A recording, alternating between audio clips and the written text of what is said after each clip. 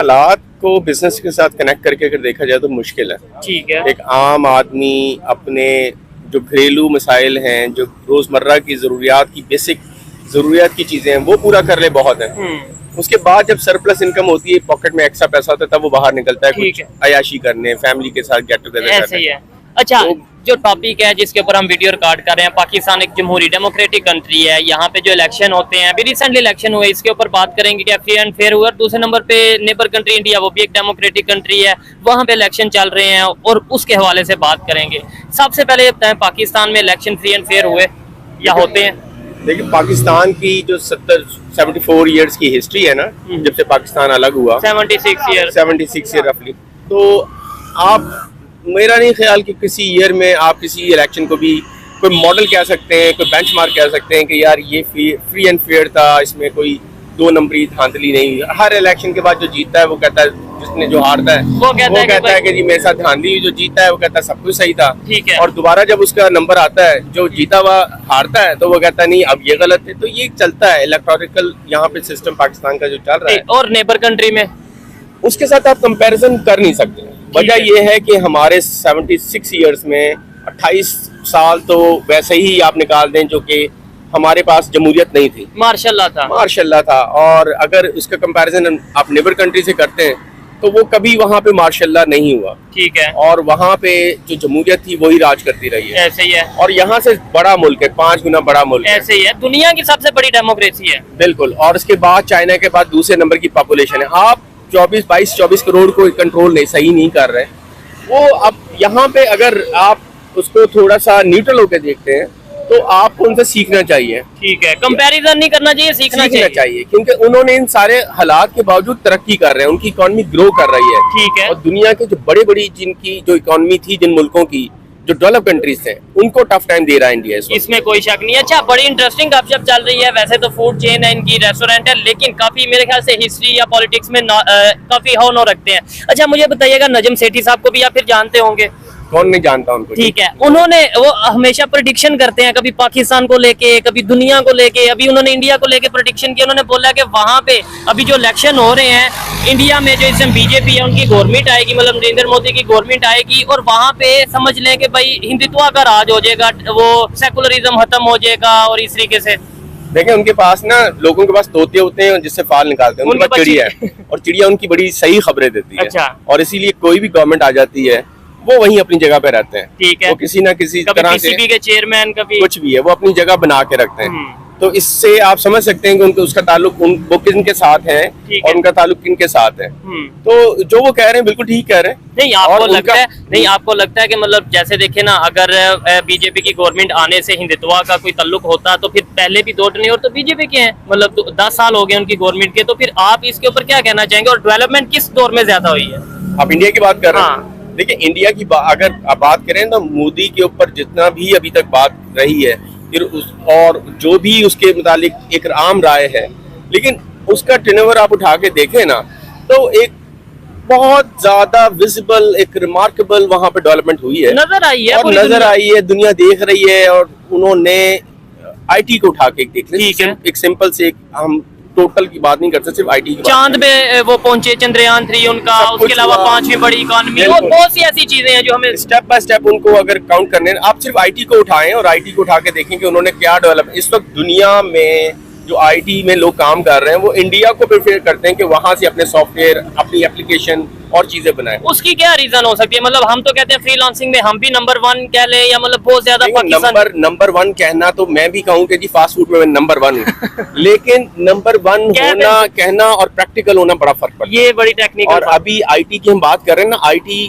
वो फील्ड है कि जो प्रैक्टिकल मांगती है, वो डिग्री बेस्ड नहीं होती। वो ये नहीं कहती कि आपने डिग्री पेपर दिखाया और आपको कुर्सी टेबल मिलेगी, आप जॉब करना शुरू। ठीक है। वहाँ पे आपने करके दिखाना, प्रैक्टिकली करके दिखाना है। आपको क्रिएटिव होना पड़ता है, सीखना पड़ता है। इंडिया में आज भी आप उठा के देखें ना, तो IT वहाँ का बच्चा लेके चलता है और उसको पता है कि ये दुनिया की सबसे ग्रोइंग फील्ड है। ठीक है।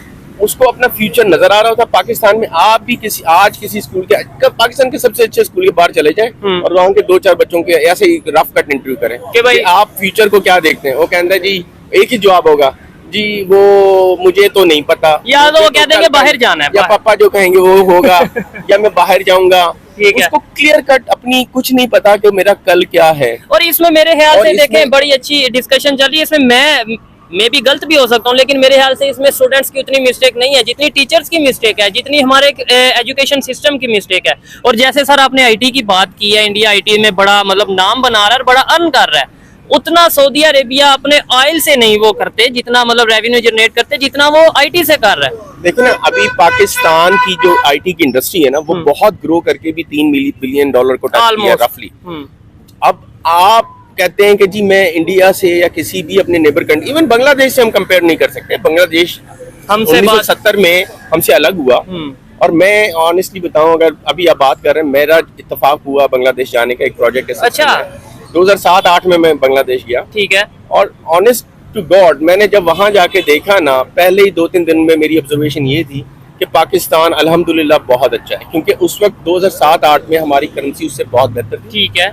वहाँ की इकोनॉमी हमसे हमारी बेहतर थी। ठीक है। वहाँ के जो हालात देखे ना, यहाँ पर तो मैं सॉरी अपॉलोजीज करके की बात कहना चाहूँगा, यहाँ पे हम एक अयाश कौम की तरह रहते हैं। पैदल चलना हमारे लिए तौहीन है, रक्शे भी ऑटो रक्शे हैं। वहाँ पर गली गली में आपको चौक के ऊपर साइकिल रक्शे में लोग खड़े हैं। गुर्बत का राज है। 2007 की आप बात कर रहे हैं और अब की। और अब आप देखें कि वो हमसे वो जो करेंसी, जब मैंने 1 रुपया दिया था तो मुझे वहां से 100 रुपया मिला था।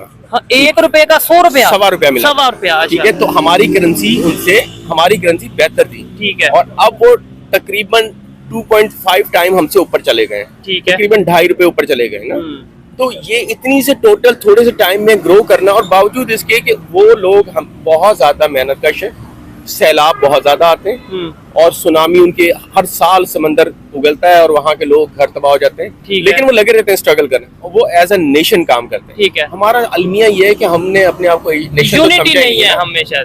हर इंडिविजुअल अपने आप को अलग तरह से सोचता है, हर सूबा अपने आप को अलग तरह से देखता है, और हर आप मतलब यहाँ से सिंधी अपने आप को सिंधी कहेगा, पंजाबी मतलब 20-20 किलोमीटर के बाद आपको हर बाउंड्री क्रॉस करेंगे तो एक अलग सोच, अलग तरह के लोग देखने को मिलेंगी। अच्छा, मैं वैसे तो सर ये फास्ट फूड का बिजनेस करते हैं, लेकिन मेरे ख्याल से आप एजुकेशन डिपार्टमेंट से कहीं ना कहीं लिंक्ड हैं, मुंसलिक हैं। देखिए, एजुकेशन जैसे आप बात करें, मुझे तो बड़ा अच्छा लग रहा है। और यही चीजें हमें मेन स्ट्रीम मीडिया पे क्यों नहीं बताई जाती, जो जहाँ जैसे हम बैठ के बात कर रहे हैं। जिस मेन स्ट्रीम मीडिया की आप बात कर रहे हैं ना, वहाँ पर वो भी एक दुकानदारी है। ठीक है। ठीक है। तो दुकानदारी बंदा पॉजिटिव वे में भी कर सकता है। पॉजिटिव वे में अब एक होता है ना चस्का लेने वाली बात। हम सॉरी मैं थोड़ा नेगेटिव हो रहा हूँ, हम लोग जहाँ पे चस्का मिलता है ना, वो ज्यादा उस तरफ जाते हैं। ठीक है। अब मीडिया में भी आप जाके देखें, जो ये जितने टॉक शो चल रहे होते हैं, उसमें चस्के लेने वाले आपके इश्यूज होते हैं। ऐसे ही है। 1 घंटा जाया करने के बाद कोई रिजल्ट नहीं निकलता, वो खुदाफिज करते हैं, आगे निकल जाते हैं। और मैं बड़ा देख के हैरान होता हूँ कि मैं ये चैलेंज करता हूँ कि पाकिस्तान के मेन स्ट्रीम मीडिया पे कौन सा ऐसा प्रोग्राम है जो ये चीज डिस्कस करता है कि भाई आज दुनिया में क्या चीजें डेवलपमेंट की तरफ जा रही हैं, और इन चीजों के ऊपर हम हमेशा बैठ के ये बहस करते हैं। एक पीटीआई वाला बैठ जाता है, एक नॉन लीग वाला, एक पीपल पार्टी वाला, वो कहते हैं तुम चोर हो, वो कहते हैं तुम चोर हो। ये तो बात ही नहीं कर रहे कि भाई हम खड़े कहाँ पे। बात ये है, आप जो बात कर रहे हैं बड़ी ठीक बात कर रहे हैं। और दूसरा एक बात और समझने की है कि आपका जिस कौम का विजन स्ट्रांग होता है ना, वो कौम बहुत तरक्की करती है। अच्छा सर, विजन बनता कैसे? आपको एक छोटी सी कहानी, इंडिया का विजन कैसे बन गया? आपको बहुत सिंपल सी कहानी बताता हूँ। 1947 में हमने आजादी ली। 1948 में चाइना ने आजादी ली। ठीक है। ठीक है। उनको वो अगर आप हिस्ट्री उठा के देखें ना, तो चाइना को कबाड़ी की दुकान कहा जाता था, अफीमी कौम कहा जाता था, चरसी नशई, और वाकई वो लागल बेकार कौम थी, कुछ नहीं करते थे, दुनिया हंसती थी। ऐसे ही है। और उनके पास भी एक लीडर है, माओ ज़ेडुंग आया। माओ ज़ेडुंग ने अपनी कौम को बुलाकर जब हालात देखे ना, तो उसने कहा कि मुझे 2 हाथ नहीं 4 हाथ चाहिए, और उसके लिए कहा कि मैं एक छोटी सी कहानी सुनाता हूँ। ये बड़ी दिलचस्प स्टोरी है। जी जरूर। तो माओ ज़ेडुंग ने कहा अपने कौम को कि एक गांव था चाइना का, और उसमें धूप नहीं आती थी क्योंकि वो चारों तरफ से पहाड़ों में गिरा हुआ था। ठीक है। तो वहां पे सदियों से लोगों ने धूप देखी नहीं थी, लोगों को पता नहीं था धूप क्या है, और दूसरे शहरों में जाते थे तब देखते थे धूप भी कोई चीज होती है। ठीक है। तो वहां से एक आदमी निकला और उसने हथौड़ी छेनी ली और वो चलना शुरू किया कि मैं ये पहाड़ गिराऊंगा और धूप लेकर आऊंगा। ठीक है। अब ये बात हो रही विजन की, अभी आपने कहा ना विजन क्या होता है। This is simple story of vision. ठीक है। अगर आप विजनरी हैं, आपका विजन स्ट्रांग है और you want to do something for yourself, for your family, for the nation as well, तो आप बहुत कुछ कर सकते हैं। अब वो लोगों ने ना उस बंदे को पत्थर मारने शुरू कर दिया, मजाक उड़ाना शुरू कर दिया कि ये पागल है, ये पहाड़ तो सदियों से है, हमारे तो कौमों ने देखा, हमारे बाप दादों ने देखा, ये कैसे टूटेंगे। और वो बंदा फिर पत्थर लगते रहे, लेकिन वो चलता रहा। वो जाके पहाड़ के ऊपर बैठा और उसने छेनी थोड़ी उठा के मारना शुरू कर दिया पत्थर और तोड़ने शुरू कर दिया। रोजाना उसका मामूल बन गया, लोगों ने उसको इसी तरह से ट्रीट करना शुरू कर दिया। और आखिर ये हुआ, एक बंदे ने उसे पूछा, जैसे आप मुझसे पूछ रहे हैं कि तुम कब तक ये पत्थर तोड़ोगे, तो पहाड़ है, तुम मर जाओगे एक दिन। उसने कहा कोई बात नहीं, मैं मर जाऊंगा, छेनी तोड़ी हाँ। मैं अपने बेटे को दे जाऊंगा और वो मर जाएगा, वो आगे। तो ये नस्लें चलेंगी लेकिन टूटेगा। और वो वही हुआ कि उस गांव में आखिर वो पहाड़ टूटे और धूप आई। और वो इसी तरह से माओ से तंग ने एग्जाम्पल दिया लोगों का कि मेरे साथ मिल जाओ और हम इस कौम का नक्शा बदलते हैं। अच्छा, ये तो चाइना की आपने सर बात की, ठीक है। हम थोड़ा सा इसलिए इंडिया से लिंक करते हैं अपने आप को, थोड़ा सा देखते हैं, क्योंकि हमारी जो सी खाना, हमारा गुफ्तगू का अंदाज, हमारी चीजें काफी हद तक उनसे मैच करती हैं। 1940 आपने बोला 1947 में चाइना बना, और ये 1947 में तो इंडिया का भी मतलब उन्होंने सफर स्टार्ट कंट्री एक साथ है ना। लेकिन आप ये कह सकते हैं ना कि इंडिया तो वहीं रहा ना, हमने टूट के अपना घर बनाया, हम अलग हो गए, अलग हुए, ठीक है। हमने उस घर को बनाया, फिर हमारे साथ भी मसले हुए, बांग्लादेश हमसे अलग हुआ, ठीक है। लेकिन इंडिया ने जो एक काम किया वो ये किया, जमहूरियत को बहुत स्ट्रॉन्ग रखा, डेमोक्रेसी को बिल्कुल टूटने नहीं दिया। मिसाइल बहुत ज्यादा है वहाँ भी। मेरे काफी दोस्त हैं जो इंडिया ट्रैवल किया हुआ रहते हैं, और ठीक है, वो क्या कहते हैं जो जिन्होंने ट्रैवल कहते हैं कि यार वहाँ भी गुर्बत है, लेकिन बड़ा सिंपल कंपैरिजन है। और कंपैरिजन क्या है कि वहाँ की अवाम गरीब है, हुकूमत अमीर है, ठीक है। पाकिस्तान की अवाम अमीर है और हुकूमत गरीब है। लेकिन अगर देखा जाए दुनिया के टॉप 10 रिचेस्ट पर्सन जो हैं, उनमें से 2-3 तो मतलब जैसे अंबानी, अडानी और ये टाटा, 7वें नंबर पे आता है, अंबानी आता है। हाँ। लेकिन देखे ना वो क्यों आते हैं। एक तो ये है कि हमने अभी बात की कि पॉपुलेशन, आबादी इतनी बड़ी है कि आप वहाँ पे एक 50 रुपए 10 पैसे की कोई चीज बना के जब बेचते हैं तो 122 करोड़ की आबादी को बेच रहे हैं। 40 के करीब हो गई अब तो, मतलब अब चाइना 150 पे 32 पे खड़ा था, ये 122 पे थे, अब वो और ज्यादा करोड़ आबादी बढ़ रही। बहरहाल समझने की बात ये है कि हम जो कौमें अपने आप से सिंसियर होती है ना, वो बहुत आगे जाती है, ठीक है। जो कौमें अपने आप से लड़ती है ना, और सिंपल, फिर और इसको आसान लफ्जों में, अगर मेरे घर में मसाइल रोटी कपड़ा मकान के रहेंगे तो मैं कैसे डेवलपमेंट की बात करूंगा, मैं कैसे उसको 5 मरले से 10 मरले की तरफ जाऊंगा। मैं तो 5 मरले को संभालने की जंग में लड़ता ऐसे ही है, उसी में खत्म हो जाऊंगा। हमें अभी भी यहाँ पे आपको मेंटल पीस नहीं मिलेगा, ठीक है, विजन नहीं मिलेगा, आपको विजन नहीं मिलेगा, जब तक आप फाइनेंशियली साउंड नहीं होंगे, जब तक रोटी कपड़ा मकान की जंग से आप नहीं निकलेंगे, आगे की बात कभी नहीं कर सकते। ठीक हो गया। अभी हम 76 ईयर की जंग लड़ने के बाद भी अभी भी हम रोटी कपड़ा मकान और एजुकेशन को ठीक नहीं कर सके। और वो लोग कहाँ पे कहाँ चले गए। और हाँ, अभी आपने बात की थी ना, उनका और क्या रीजन है, उसका एक बड़ा रीजन तालीम पे स्पेंडिंग है, एजुकेशन। हमारे बजट का 2% मैक्सिमम एजुकेशन के लिए रखा जाता है, ठीक है। हिस्टोरिकली ये रखा जाता था। उनके आप जाके अभी गूगल करके देखें कि उनका टोटल जो जीडीपी है उसमें से कितना % है जो एजुकेशन पे खर्च होता है, टूली खर्च होता है, ठीक है। अब हमारे यहाँ मसला ये, अभी कुछ अर्सा पहले IMF की जो प्रेसिडेंट आई थी, उसने जाके ग्लोबली कहा था कि पाकिस्तान की तरक्की की सबसे बड़ी हर्डल पता है क्या है, करप्शन। इसमें तो वो तो हम खुद कहते हैं। आप वहाँ 1-2 करके एक लिस्टिंग करते हैं कि पाकिस्तान में प्रॉब्लम क्या है, क्यों नहीं ग्रो कर रहा, तो उस लिस्ट में आपको 10 पॉइंट की जगह बहुत सारे पॉइंट्स आपको ऐड करने पड़ेंगे।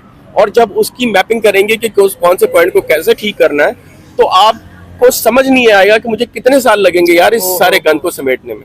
तो अभी तो आप गन समेटने की तैयारी करें, आप डेवलपमेंट की बात ना करें।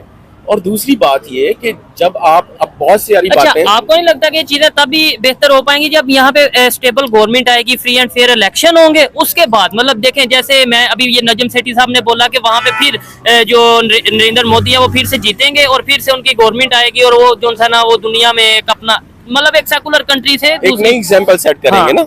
अब देखें पाकिस्तान में गवर्नमेंट की बात आप कर रहे हैं ना कि गवर्नमेंट आती है तो बड़ा सही आएगी, फिर आगे होगा, तरक्की होगी। गवर्नमेंट आती है लेकिन गवर्नमेंट आने के 3 महीने के अंदर ही उन्हें खौफ पड़ जाता है कि हमारी कुर्सियां ना चेंज। और वहां पे जब स्टेबिलिटी ना हो, जब आपको खौफ हो कि यार ये पता नहीं मैं आज मिनिस्टर हूँ कल क्या होता है, तो आप अपनी मिनिस्ट्री को संभालेंगे, डेवलपमेंट की बात नहीं करेंगे। ऐसे ही है। वहां पर 5 साल के लिए अगर आप आते हैं ना, तो आपको पता है कि मैंने 5 साल गुजारने हैं। जितनी बड़ी जंग हो जाए, जितनी आपस में इख्तलाफात हो जाए, जितनी अपोजिशन आ जाए, लेकिन मैंने अपना टर्नओवर पूरा करना है और मैंने डिलीवर करना है, तो मुझे नेक्स्ट ईयर में मिलना है। और फिर शऊर, आप अभी सॉरी अगेन कंपैरिजन की बात हो रही है, पाकिस्तान में आपने वोट देने किसको जाते हैं? आप कैरेक्टर्स को वोट देने जाते हैं। ऐसे ही है। ये शादी है, ये जगीरदार है, ये जी नंबरदार है, और ये जनाब यहाँ का जी शहर का वडेरा है, और ये जनाब पैसे वाला है। तो जब आपने इन्हीं लोगों को वोट देना है और उन्हीं लोगों ने घूम घूम के असेंबली में बैठना है। सिस्टम है हमारी पॉलिटिक्स में। अब इंडिया से कंपैरिजन आपने बातें शुरू कर दी हैं। कुछ अर्सा पहले आपने देखा था कि वहां पे एक नई पार्टी एकदम ही रातों रात बन गई थी, आम आदमी पार्टी। वो कैसे आ गई थी यार? कैसे उन्होंने 40-50 सीटें पकड़ ली थी? पाकिस्तान में क्या आप सोच सकते हैं कि आप अचानक कोई बंदा खड़ा होगा और वो एक आम मीडियोकर फैमिली का होगा? नहीं, वो इमरान खान का एग्जांपल वैसे है नहीं है। मतलब इमरान खान को आप आम आदमी ना कहें, वो एक इंटरनेशनल पर्सनालिटी था, इंटरनेशनल पर्सनालिटी है। और जब वो यहाँ पर आया, उसने इलेक्शन की बात की, तो उसके साथ वो तो एक हीरो तो था, नेशनल हीरो था क्रिकेट के हवाले से। उसके अलावा उसके पास इंटरनेशनली एक बहुत बड़ी सपोर्ट थी। हाँ बिल्कुल ऐसे ही है। उसका एक विजडम बड़ा स्ट्रॉन्ग था, उसका विजन बड़ा स्ट्रॉन्ग था, उसकी 22-25 साल की स्ट्रगल थी। वो आम आदमी नहीं था, वो इन्हीं में से था। ठीक है, लेकिन उसकी सोच बड़ी अलग है। इंडिया में आपने आम आदमी की जैसे पार्टी की, वहां पे जिस तरीके से वो फिर सपोर्ट करते हैं, अगर कोई करप्शन करता है उसी तरीके से उसे नीचे भी गिरा देते हैं। आपने अगर देखा, अभी हमने बात की ना शऊर अवाम की, जो कौमें तरक्की करती है ना, कौमें होती हैं, इंडिविजुअल्स नहीं होते। जहाँ पे आप इंडिविजुअल बन के सोचते हैं ना, तो फिर वो कभी कौम नहीं बन सकते। ये मुट्ठी में से एक उंगली अगर खड़ी करके आप लड़ेंगे ना किसी तो वो 1 मिनट में टूट जाएगी। ठीक है। और इसी को मिला के आप किसी से लड़ेंगे ना, तो ये यूनिटी होगी। आपस में बेशक जो भी इख्तलाफात हो सकते हैं, पार्टी घर में आपके भाई होते हैं, आपकी बहनें हैं, आपकी फैमिली है, मियाँ बीवी है, तो एक घर में भी तो एक पूरा सिस्टम चल रहा होता है ना। वहाँ पे भी एक इश्यूज होते होंगे, एक शख्स वहाँ पे भी लीड कर रहा होता है, नीचे लोग होते हैं, वहाँ भी बजट होता है। तो आप घर की एग्जांपल ले लें, ठीक है। तो वो भी तो घर, अगर आपस में वो सारे लड़ते रहे, सारे पैसों की जंग में लड़ते रहे, फाइनेंशियल इशू, तो वो कैसे आगे की तरफ जाएंगे यार? ठीक हो गया, बहुत अच्छा लगा। यही है, बहुत अच्छा। प्रॉब्लम्स को समझेंगे नहीं, हाँ। उनको पिन पॉइंट नहीं करेंगे और उसके बाद उसके सोल्यूशन का ट्रूली कुछ नहीं सोचेंगे, आप आगे नहीं बढ़ सकते। सबसे पहले तो एक्सेप्ट नहीं करेंगे कि भाई यहाँ पे मेरी मिस्टेक है, यहाँ पे मेरी गलती है, इस जगह पे मैं गलत हूँ। और दूसरे नंबर पे हम सीखना शुरू नहीं करेंगे कि हाँ यार ये बंदे में भी यही मिस्टेक थी। लाइक इंडिया में भी गुर्बत थी, पाकिस्तान में भी गुर्बत थी, इंडिया ने गुर्बत कैसे खत्म कर ली, आओ उससे सीखते हैं। इंडिया में भी बेरोजगारी थी, पाकिस्तान में भी बेरोजगारी थी, उन्होंने बेरोजगारी कैसे खत्म कर लिया, उनसे सीखते हैं। इंडिया भी टेक्नोलॉजी में कभी इतना आगे नहीं था, आज वो टेक्नोलॉजी में बहुत आगे चला गया। हम कैसे नहीं है, आओ उनसे, जब तक ये सोच नहीं लाएंगे। आप एक बात और मैं आपको बताऊं, इंडिया की हम एक कंपैरिजन, हाँ कंपैरिजन नहीं, सीखने की बात कर रहे हैं। इंडिया में अब एक और बड़ी अच्छी सी सिंपल सी एग्जांपल आपको बताऊं। पाकिस्तान में अगर मैंने ये शर्ट पहनी है ना, तो मैं पहली मेरी चॉइस क्या होगी, कौन सी शर्ट मैंने खरीदी है, ब्रांडेड होगी, ब्रांडेड होगी। और कौन सी होगी जी वो ब्रांड जो कि जिसकी इंटरनेशनल रिकॉग्नाइजेशन हो। मैं अपने सर्कल में मूव करता हूँ, मुझे देख के कहे कि यार इसने नाइकी की शर्ट पहनी है, बंदा हैगा कोई। मोबाइल चुकी है तो यार आईफोन चुकी है, कोई बंदा हैगा। गाड़ी है तो यार इसने करोला है इसके पास V8 है, यार ये बंदा हैगा। हाँ। तो बंदे की आइडेंटिटी आपकी चीजों से होती है। और वहाँ वो कौम में याद रखिएगा, आप क्लोज करेंगे शायद ये आगे चले भी, याद रखिएगा कि वो शख्स, वो कौम, वो घर, वो मुल्क कभी तरक्की नहीं कर सकता जो अपनी बेसिक्स को नहीं पकड़ता। इंडिया की तरक्की करने का सबसे बड़ा राज है, उन्होंने अपनी बेसिक्स, अपनी पहचान अपनी चीजों से बनाई। अपना कपड़ा पहनते हैं, अच्छा। अपनी गाड़ी बनवा के, टाटा मोटर्स वहाँ की सबसे ज्यादा चलने वाली गाड़ी है। वहाँ की आप आज भी पान पराग उठा लें, उन्हें अपना पान पराग है। सिगरेट इंडस्ट्री में मैं रहा हूँ, मैंने काफी अर्सा सिगरेट इंडस्ट्री में पाकिस्तान में बाहर भी काम किया। इंडिया की इतनी बड़ी आबादी है, 122 करोड़ से भी ज्यादा, इससे ज्यादा है, काफी ज्यादा। लेकिन दुनिया की बड़ी बड़ी मल्टीनेशनल कंपनियां इंडिया में दाखिल नहीं हो सकते क्योंकि उनका एक कानून है। आप फ्लिपकार्ट की एक बुक है, उसकी इलस्ट्रेशन एक है, उसको पढ़िएगा या देखिएगा। कोक ने 5 दफा कोशिश की थी कि इंडिया में जाके रजिस्टर हो जाए और अपना ब्रांड बेचे, क्योंकि हर बड़ी कंपनी की राल टपकती है। बात है, इतनी बड़ी आबादी में जब वो जाके कोक बेचेगा तो कहाँ रेवेन्यू जाएगा। ऐसे ही है। तो इंडिया का अभी भी लॉ है कि जी आप आए, टेबल पे बैठे, अपनी रखें कि ये ब्रांड बेचना है, 51% शेयर्स गवर्नमेंट को बेचें। अच्छा, आप गवर्नमेंट आपकी जो बोर्ड ऑफ डायरेक्टर है उसमें गवर्नमेंट के लोग बैठेंगे, प्राइसिंग वो सेट करेंगे, उसके बाद आप आगे चलेंगे। ठीक है, जो लोग देख रहे हैं वो ये जरूर बात को मतलब ये है कि बताइएगा आप लोग इस हवाले से क्या कहना चाहेंगे कि क्या वाकई में अगर कोई इंटरनेशनल कंपनी या ब्रांड इंडिया में जाके इन्वेस्टमेंट करना चाहता है तो क्या इस तरीके से कोई कानून है? ये मैंने जरूर सुना है कि जैसे एलॉन मस्क ने बोला कि मैं टेस्ला वहां पे लेके जाना चाहता हूं, उन्होंने कहा कि मैन्युफैक्चरिंग यहाँ पे होगी। यही आपको एग्जाम्पल दे रहा हूँ कि मसला प्रॉब्लम पता क्या है कि आपने आज किसी मेडिसिन को रजिस्टर कराना ना पाकिस्तान में, आप जाएं मिनिस्ट्री में जाएं, अपनी पसंद के तरीके अपनी पसंद के रेट लें, आप आके मार्केट में बेचना शुरू करें। ठीक है, कोई पूछने वाला नहीं, कोई पूछने वाला। यहाँ पे आप ये 10 रेडियां खड़ी हैं, हर एक के पास जाएंगे, सबके अलग फ्रूट के रेट है। ऐसा ही है, ठीक है।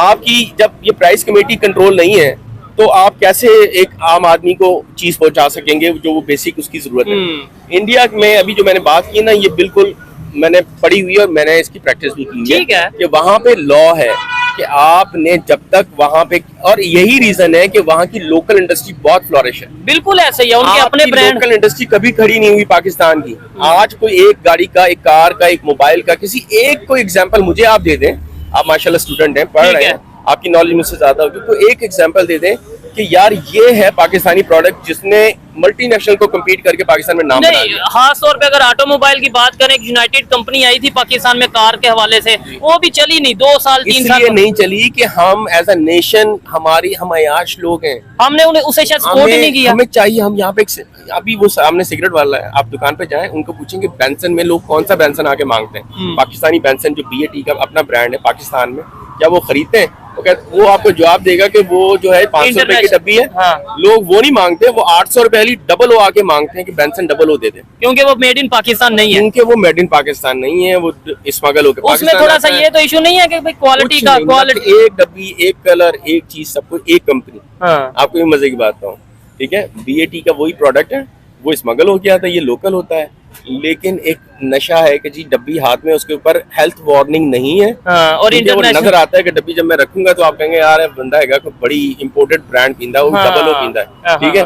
तो मैं जनाब सर्कल में जरा अलग से नजर आऊंगा। ये चीज है, हम जब से उस पे नहीं निकलेंगे इन चीजों से, इंडिया में ब्रांड कॉन्शियस लोग नहीं है, उनको नहीं चाहिए कि भाई मैंने जो है जनाब पापा जॉन से जाके खाना है, मैंने KFC ही खाना है।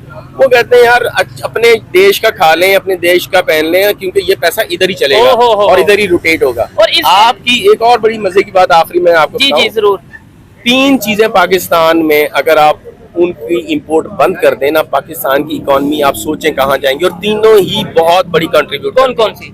टोबैको, ठीक है, बेवरेजेस, अच्छा, और चाय, ठीक है। ये तीनों आपकी सरप्लस में आती हैं कि आपने अयाशी में चाय पीनी है, आपने सिगरेट पीनी है, सरप्लस पैसा है, एक्स्ट्रा पैसा है, और आपने कोक भी उस सूरत में पीनी है, चल यार कोक पीने हैं, नहीं भी पियेंगे कोई मसला नहीं, आप जूस पी लें, अपने घर का पानी पी लें, और बहुत सारे लोकल ड्रिंक्स हैं वो पी लें, इस बात में कोई शक नहीं है।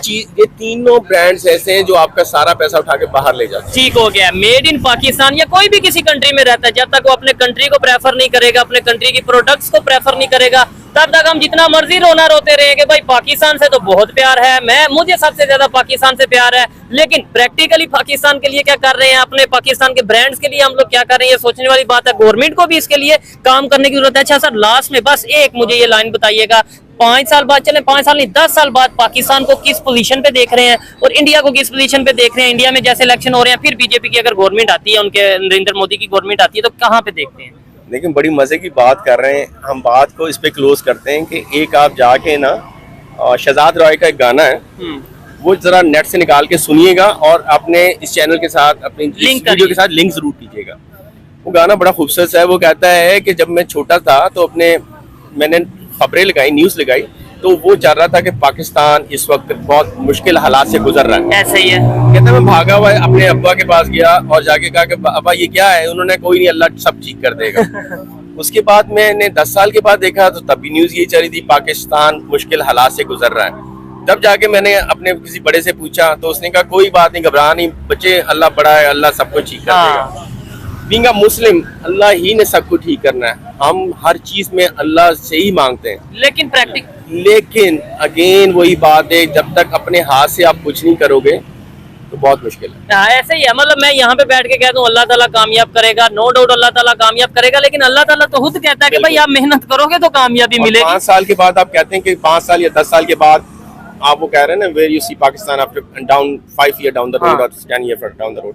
प्रॉब्लम ये है, मैं बहुत ऑप्टिमिस्टिक हो जाऊंगा जी जी। और मैं भी कहूंगा कोई गाल नहीं, अल्लाह सबको ठीक कर देगा। नहीं, अगर रियलिटी को देखा जाए, लेकिन रियलिटी में फैक्ट्स की अगर बात किया जाए, ऑनेस्ट टू गॉड बहुत मुश्किल है इस वक्त। पहले आज से 10 साल पहले उठाएं तो एक जुमला कहा जाता था, ब्रेन ड्रेन हो रहा है पाकिस्तान से, पढ़ा लिखा तबका बाहर जा रहा है। लेकिन आई एम सॉरी, आज तो हर बंदे जिसको अपॉर्चुनिटी आप दे देना वो कहेगा मैनू बाहर भेज दो। और नेबर की जैसे बात करें 10 साल बाद, अगर वजह ये है कि आपका बैलेंस ऑफ ट्रेड ठीक नहीं है और आपका अपने घर का मसलाइल ठीक नहीं है। आपकी इनकम वर्सेस आपके एक्सपेंस बिल्कुल बुरी तरह से तबाह बर्बाद होते हैं। इंपोर्ट एक्सपोर्ट में बैलेंस नहीं है। आपके घर के अखराजात के लिए जो कमा रहे हैं आप, वो पैसा वही है, और जो खर्च कर रहे हैं ना वो दिन ब दिन खर्चे बढ़ते और आपके कंट्रोल आपके हाथ में नहीं है। ठीक हो गया, बहुत अच्छा लगा बात करके। कोशिश करेंगे फिर कभी सर से किसी टॉपिक के ऊपर बात की जाए। बहुत शुक्रिया, अपना ख्याल रखिए।